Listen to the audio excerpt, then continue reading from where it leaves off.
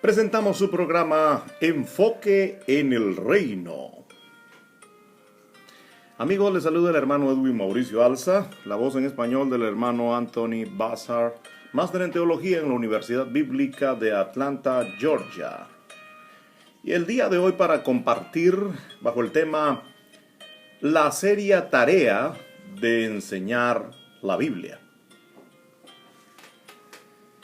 Los predicadores y maestros de la Biblia tienen la obligación no solo de explicar y exponer de manera positiva los beneficios y bendiciones y promesas garantizadas para el creyente, sino también para advertir contra los peligros de la falsa interpretación. Pablo hace esto todo el tiempo. En su carta a los tesalonicenses, su modo de pensar es en dos vías. Muy claramente. La fe, sigue diciendo, no es esto, sino aquello. En otras palabras, nos dice lo que no debemos creer y hacer, así como lo que debemos creer y hacer. La verdad y el error es necesario que se lo defina con claridad. La verdad es el punto de la brújula para ser dirigido siempre a la fe exitosa, y el error y la falsedad se deben evitar a toda costa. En una revelación clásica de su propia mente y la mente de Jesús que lo inspiró, Pablo dice con un tono de tragedia: por cuanto no recibieron el amor de la verdad a fin de ser salvos, por esto Dios los entregó a un espíritu de ceguera para que ellos crean la mentira. Segunda de los Tesalonicenses 2:10 y 11. Si no deseamos, sobre todo, buscar y abrazar la verdad, Dios nos va a permitir caer en la confusión. La tarea de la enseñanza bíblica es clara. Entonces, debemos discernir la verdad y una vez detectada la falsedad, debemos abandonarla decididamente y sin contemplación.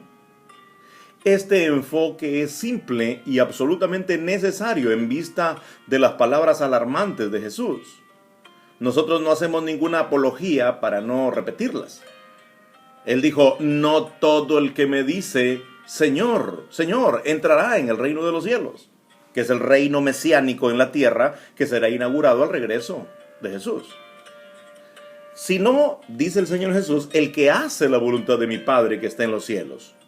Muchos, presumiblemente la mayoría, van a protestar en aquel día. Es decir, el día cuando el reino futuro se presente. Señor, no predicamos como cristianos, no realizamos exorcismos y no hicimos muchos milagros maravillosos bajo tu autoridad. Y entonces les declararé: nunca os conocí como mis discípulos y siervos. Mateo 7, 21, 23. He parafraseado ligeramente en los intereses de una traducción viva. Obviamente no son los ateos y los no cristianos que serán juzgados en aquel día. Se profesan seguidores de Jesús. La mayoría de los que están seguros que son verdaderos creyentes se enterarán que nunca lo fueron. Este es un pasaje asombroso que merece nuestra atención. ¿Cómo podríamos ser engañados? Evidentemente, al aceptar como cristiano lo que no es de hecho la enseñanza cristiana. Podemos opinar sobre este tema desde dos puntos de vista, tanto como del tema de los artículos anteriores en enfoque, nuestras observaciones sobre los peligros de confundir un sano interés en el judaísmo, del verdadero cristianismo, con el rechazo del legalismo y convicción de libertad de algunas de las prescripciones de la ley de Moisés. Recibieron en Cristo amables comentarios en muchos lectores. Estuvieron de acuerdo en que la obligación de guardar el sábado, el uso de solo los nombres hebreos de Dios y de Jesús, no reflejaba el ambiente de la enseñanza del Nuevo Testamento, especialmente en lo que se detalla por Pablo. Por otro lado, hubo algunos de los que amablemente registraron su oposición por lo que dijo Jesús, que insistía a todos que guarden los mandamientos. Creen que incluye, por lo tanto, el día de reposo o sábado. El problema aquí es que el libro de Gálatas, así como Romanos 14 y Colosenses 2, 16, 17, no fueron tratados. La obvia no aplicación del pacto del Sinaí a los cristianos, sobre las citas tan elocuentes de Pablo en Gálatas 3, 4, 5, han sido dejadas fuera de consideración, donde los exponentes de guardar el sábado obligatoriamente intentan combatir con Gálatas y recurren a una imposible forma de traducir el texto. Ellos afirman que la visión de Pablo de que no estamos bajo la ley en realidad significa que no estamos bajo la pena de la ley. Pablo deliberadamente deja de lado la ley del Antiguo Testamento, la circuncisión, el corazón de la ley como obligatoria en Israel del Antiguo Testamento, se ve neutralizada. Dice Pablo, en Cristo Jesús ni la circuncisión ni la incircuncisión significan nada. Y otra vez testifico a todo hombre que se circuncida que está obligado a guardar toda la ley. Cristo entonces no será de beneficio para ustedes. Vean Gálatas capítulo 5 del 3 al 6. Palabras fuertes. La solución a la tensión que se puede encontrar en el Nuevo Testamento entre el guardar la ley y la libertad de la ley es simplemente esto: ley. El término ley se utiliza en dos sentidos diferentes. Cuando significa la adhesión a la voluntad de Dios en Cristo, es esencial para todos los creyentes. Pero cuando ley significa ciertas leyes dadas a Israel, particularmente bajo Moisés, no es la ley para los cristianos, que están bajo el pacto de la promesa, de la tierra como coherederos con Cristo, pacto hecho con Abraham. Discernir la diferencia es nuestro objetivo y fin. Estamos seguros que esto será la unidad de muchos creyentes ahora divididos. La segunda cuestión que provocó consternación entre algunos de nuestros oyentes tenía que ver con la naturaleza de la preexistencia del Cristo. La Biblia nos enseña a creer que Jesús es Dios, no creado y coeterno junto al Padre. Junto con una tradición fuerte, la minoría responderá no. Entonces, ¿cómo Jesús le dijo al Padre, glorifícame con aquella gloria que tuve cerca de ti antes que el mundo fuese? Juan 17:5. La objeción es razonable y merece una respuesta. En primer lugar, toda la escritura debe ser consultada, no un solo verso.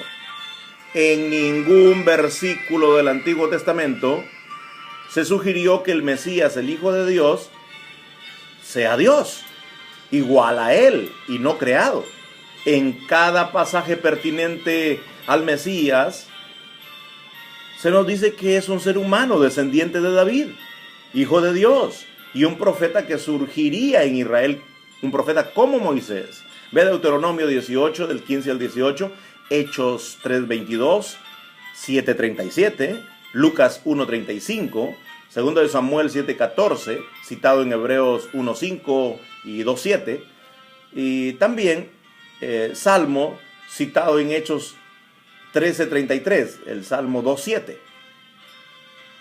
y habla allí de la obra de Jesús. El versículo 34 habla de su resurrección. Ningún escrito judío fuera de la Biblia dice que el Mesías iba a ser consciente antes de su nacimiento o antes del nacimiento de su madre. Mateo, Marcos y Lucas no tienen nada que decir acerca de una existencia consciente del Hijo de Dios, el Mesías, antes que él naciera. Por tanto, es raro insistir en que Juan es el único entre los escritores de los evangelios que reclama una preexistencia consciente de Jesús. Si creemos en la armonía de toda la escritura, naturalmente vamos a ver que Juan se unió a sus compañeros escritores de los evangelios y con todo el Antiguo Testamento. A medida que nos acercamos a Juan 17:5, hay que tener en cuenta el peligro de pensar que se sabe lo que un inglés quiere decir cuando alega estoy loco por mi casa, o que un japonés con un inglés limitado sabe a lo que te refieres cuando dices saco mi pierna o tengo una rana en la garganta, ¿no? Hay formas judías de pensar, así como en otras culturas las cosas suenan diferentes y en realidad no significan lo que nosotros pretendemos. Hay formas judías de pensar y de hablar, y no del uso del lenguaje del siglo XX, que deben gobernar nuestra lectura de los documentos judíos del primer siglo, que conocemos como el Nuevo Testamento. El contexto inmediato de cualquier frase dada de Jesús es también de gran importancia. ¿Qué aprendemos acerca de la palabra gloria en Juan 17? Número 1, la misma gloria que el Padre le ha dado a Jesús, Jesús ya le había dado a los discípulos, inclusive que no habían nacido, los que serían después de los primeros. La gloria que tú, Padre, me has dado, se las he dado, dice, a ellos. O sea, los que más adelante van a ser convertidos por los apóstoles, en el verso 20. Ve el versículo 22. Segundo, la gloria discutida en Juan 17 es la gloria del futuro reino de Jesús, la que los discípulos van a ver en el futuro. En otras palabras, es la gloria futura de Jesús la que desea compartir con sus discípulos. Juan 17, 24. Padre, quiero que aquellos que me has dado estén conmigo donde yo estoy para que vean mi gloria que me has dado. Tercero, la gloria que Jesús pide para sí mismo es la gloria que espera recibir como recompensa por su trabajo mesiánico terminado. Padre, la hora ha llegado, glorifica a tu Hijo. Yo te he glorificado en la tierra, habiendo terminado la obra que me diste para hacer, y ahora glorifícame tú al lado tuyo con aquella gloria que tuve cerca de ti antes que el mundo fuese. Está claro que la gloria en cuestión es la gloria que se ha dado, pero que aún no está poseída ni por Jesús ni por los discípulos. Es la gloria que se ha dado incluso a los discípulos que no habían nacido aún, cuando se dice los que creerán por la palabra de ustedes. Es la gloria en perspectiva. La gloria que Jesús desea tener como recompensa de su trabajo es la gloria que él tenía, pero entre comillas, como un regalo en la intención y el plan de Dios antes que el mundo fuese. Lo que se ha dado, entre comillas, es lo mismo que está en posesión o en su posesión, pero ella es un tesoro prometido para el futuro y concedido en el plan de Dios. El significado de la oración de Jesús al Padre es este: dame ahora la gloria de tu plan, la cual habías guardado contigo como regalo anticipado para mí en la realización de mi trabajo. Podríamos comparar el caso de Jeremías, cuyo nombramiento para el cargo de profeta le fue dado antes de que él naciera. Él tenía el oficio antes del nacimiento, o antes de su nacimiento, como un regalo en la intención de Dios, claro está. Jeremías 1:5. Como evidencia en los escritos de origen judío contemporáneos con el Nuevo Testamento, hay que señalar que los oráculos sibilinos judíos y la parte anterior del libro de Enoc habla del Mesías, al igual que la Biblia, como el enviado divino rey, que surge del pueblo de Dios. En los Salmos de Salomón, alrededor del año 50 después de Cristo, el Mesías es un rey perfecto, el hijo de David y de Dios, pero no preexistente a su nacimiento en forma literal. Es cierto que el nombre y la función del Mesías estaban presentes con Dios antes de la creación, pero el propio Mesías viene a la existencia en un momento dado en la historia de Israel. ¿Qué otra cosa podía calificar como una persona humana? ¿El postrer Adán e hijo de Dios? ¿Hijo de Dios en la Biblia? Significa que no se es Dios. El Hijo del Hombre, el Mesías humano, existe, sí existe, entre comillas, solo en visión en el Antiguo Testamento. Él se encuentra en Daniel 7, léalo, en una vista previa, panorámica de la historia futura. Pero él no estaba realmente vivo cuando Daniel vivía. No fue Jesús quien rescató a los amigos de Daniel en el horno, sino un ángel. Los paganos dijeron, un hijo de los dioses, pero era un ángel. Un escritor judío contemporáneo con el Nuevo Testamento afirma que el Señor me preparó antes de la fundación del mundo para ser el mediador del pacto. Ese es en las parábolas de Enoc, un libro, 1:14. En este pasaje la persona preparada antes de la creación es Moisés, que ciertamente no preexistió literalmente. Era real. Sin embargo, en el consejo y el plan de Dios. Dios llama a las cosas que no son como si fuesen.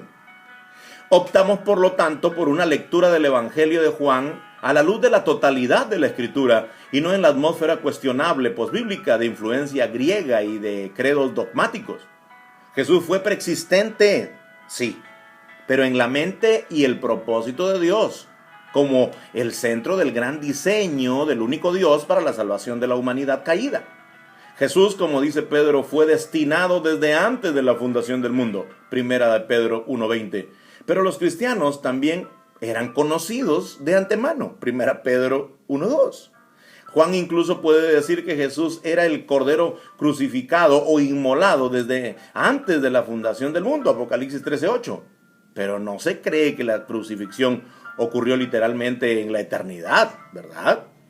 Eso ocurrió, entre comillas, también. Al igual que toda la carrera de Jesús y su glorificación futura, pero de forma ideal, ficticia, en proyecto.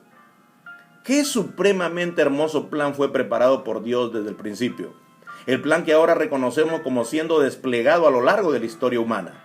El profesor de literatura del Nuevo Testamento e interpretación en el Seminario Teológico de Chicago escribió acerca de nuestro pasaje Juan 17:5 en 1899. Dice así: Jesús ora por el fruto de su obra mesiánica o la recompensa por ese trabajo. De ello se deduce que no puede haber poseído esa gloria con el Padre antes de la fundación del mundo, excepto en el sentido de que era suya en el propósito y el decreto de Dios. Compárese con Mateo 25:24. Hereden el reino, sinónimo de gloria en el Nuevo Testamento, preparado para ustedes por mi Padre desde el principio del mundo.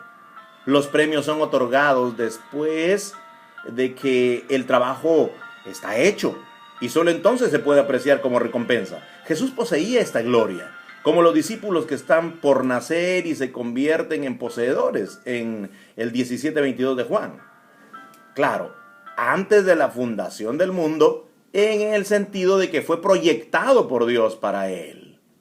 Jesús sabía que su trabajo mesiánico había sido planeado por Dios desde la eternidad y que el resultado glorioso había sido fijado y se mantuvo allá, en el almacén de los propósitos de Dios para él. Concluimos entonces que los pasajes en el Evangelio de Juan, en el que Jesús alude a su preexistencia, no tienen que ver con la afirmación de que su preexistencia fue personal y real. Han de ser clasificados con los otros fenómenos de la conciencia mesiánica de Jesús, ninguno de los cuales ni en Mateo, Marcos y Lucas o en el cuarto evangelio, el de Juan, tienen que ver con las relaciones metafísicas. Eso escribe G. Gilbert en La Revelación de Jesús. London, Macmillan y compañía, páginas 221 y 222. Sentimos, por tanto, que un pequeño número de nuestros lectores han tomado posesión de sus plumas para advertirnos en los más severos tonos, algunos hasta que yo soy un anticristo promocionando a un no salvador. Solo podemos alegar que nuestra oposición obliga a dar una mirada más amplia a la literatura sobre este tema tan importante. También instamos a los exponentes de una creencia tradicional trinitaria sobre Jesús a considerar cómo se apoyan en gran medida en unos pocos versos en solo uno de los evangelios del Nuevo Testamento, el de Juan. Y que Juan es el mismo que declaró que él quiere que sus lectores estén convencidos de que Jesús es Dios. Eso no es lo que él quería, en realidad. Él no quiere convencer a nadie que Jesús es Dios, sino que Jesús es el Mesías e Hijo de Dios. Juan 20:31. Juan es también el que informa que Jesús se dirigió al Padre en la forma típica judía, como el único que es verdaderamente Dios en Juan 17:3 y 5:44. ¿Nuestros lectores realmente escuchan esa declaración de Juan 17:3? Solo el Padre es el único Dios verdadero, y Jesús es, por contraste y distinción, el Mesías a quien el Padre ha enviado. Juan 17:3. Si el Padre es el único que es verdaderamente Dios, la simple lógica y el lenguaje le dirá que Jesús no es el único Dios verdadero. Él es el Hijo de Dios, el Mesías. A las personas interesadas en la investigación de las prácticas cuestionables teológicas, tal vez le interese saber que el célebre San Agustín de Hipona encontró Juan 17:3 imposible de conciliar con lo que la iglesia le había enseñado en relación con un Dios trino. Sin desanimarse, ideó una forma de evitar el problema de que Jesús no pensaba en sí mismo como el único Dios verdadero. En sus homilías sobre Juan, Agustín reestructuró las palabras inconvenientes de Jesús de la siguiente manera: a ti, Padre, y a Jesucristo, a quien has enviado, el único Dios verdadero. Tal malabarismo de las palabras de la Biblia ha llevado a una confusión indecible y la desunión entre los cristianos. La verdadera unidad se inicia con el reconocimiento de que hay un solo Dios, el Padre, el único Dios verdadero, y que Jesús es el Mesías de Israel, Salvador del mundo. Amigos, hasta aquí el programa del día de hoy. Nos encontraremos en una nueva oportunidad y sigan siempre enfocados en el reino de Dios.